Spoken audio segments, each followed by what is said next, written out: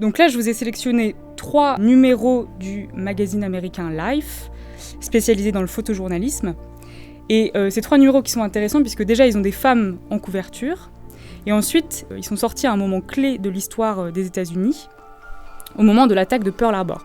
Pearl Harbor, qui est une base navale américaine à Hawaï, qui a été attaquée par surprise par le Japon le 7 décembre 1941. Je présente 3 numéros. Un premier numéro qui est sorti le 24 novembre 1941, donc 2 semaines avant l'attaque. Donc sur ce premier numéro, on a une femme qui tricote, et c'est marqué « How to knit », c'est-à-dire « comment tricoter ».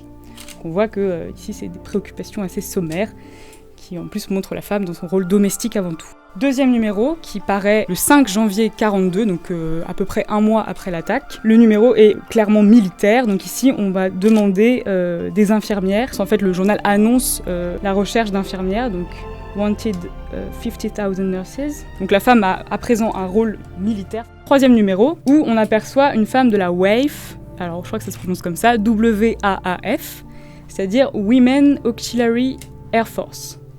C'était des femmes soldates qui étaient enrôlées par l'armée de l'air britannique. Donc ce qui est intéressant ici, c'est que l'histoire d'une femme qui est enrôlée dans l'armée est racontée dans une fiction, dans un roman photo. On voit ici la lisière entre le divertissement et l'urgence militaire, l'état de guerre dans lequel est le pays.